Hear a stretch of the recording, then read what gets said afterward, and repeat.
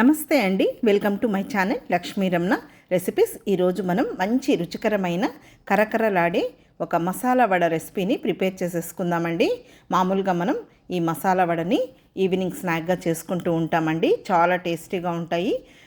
పచ్చిశనగపప్పుతో అలాగే అలసందలతో మనం మసాలా వడల్ని ప్రిపేర్ చేస్తాం. కానీ ఈరోజు నేనైతే పచ్చపెసలతో మసాలా వడల్ని ప్రిపేర్ చేశానండి. ఈ విధంగా కారం పచ్చడితో తింటే చాలా టేస్టీగా ఉంటాయి. చూడండి ఎంత క్రిస్పీగా కరకరలాడుతూ చాలా కమ్మగా ఉంటాయండి. కాబట్టి ఎలా తయారు చేసుకోవాలో కావాల్సిన పదార్థాలు, తయారీ విధానం ఒకసారి చూద్దామండి. ఈవినింగ్ టీ టైం స్నాక్గా చాలా బాగుంటాయి. ఇక్కడ నేను ఒక 1/2 kg పచ్చపెసలు తీసుకున్నానండి. శుభ్రంగా వాష్ చేసిన తర్వాత నైట్ సోక్ చేసి పెట్టేశాను.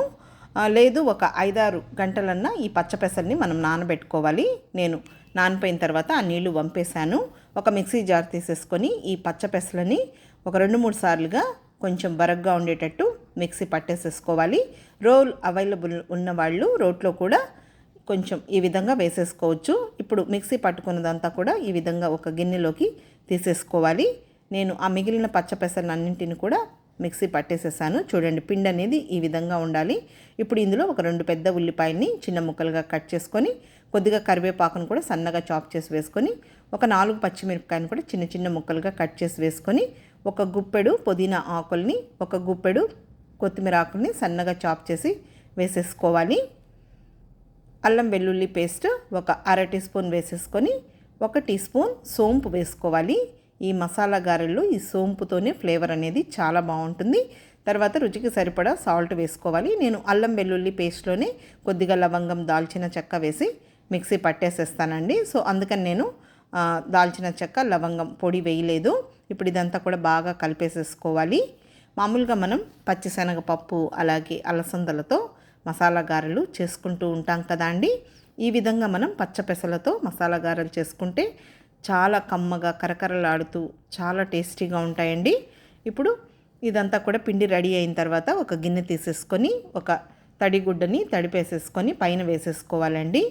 ఇప్పుడు మనకు ఏ సైజులో గారెలు కావాలనో ఆ సైజులో తీసేసుకొని ఈ విధంగా మనం మరీ మందంగా కాకుండా అలాగని పలుచుగా కాకుండా ఈ విధంగా తట్టేసేసుకొని మధ్యలో హోల్ పెట్టేసేసుకోవాలి.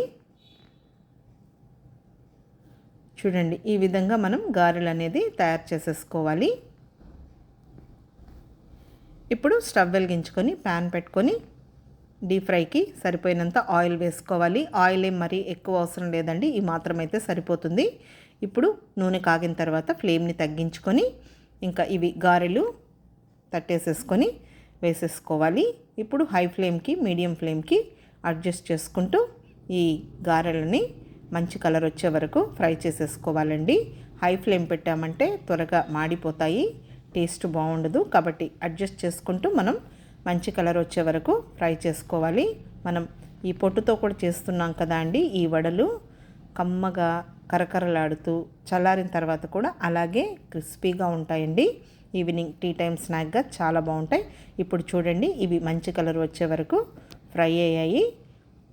చూడండి ఎంత క్రిస్పీగా ఎంత బాగున్నాయో, చాలా అంటే చాలా బాగుంటాయి. మీరు ఒక్కసారి కానీ రుచి చూసారంటే మళ్ళీ ఇలాగే చేసుకుంటారండి. ఇప్పుడు మిగిలినవి కూడా ఫ్రై అయిపోయాయి. ఒక పేపర్ నాప్కిన్ వేసుకున్న ప్లేట్లోకి షిఫ్ట్ చేసేసుకోవాలి. మిగిలినవి కూడా ఇదే విధంగా ఫ్రై చేసేసుకోవాలి. ఇక్కడ నేను అన్ని మసాలా వడల్ని ఫ్రై చేసేసానండి. ఇప్పుడు ఒక ప్లేట్లోకి డిష్ అవుట్ చేసేసుకుందాం. చూడండి ఎంత క్రిస్పీగా ఎంత బాగున్నాయో, సూపర్ టేస్టీగా ఉంటాయి. కాబట్టి మీరు కూడా ఒకసారి తప్పకుండా ట్రై చేయండి.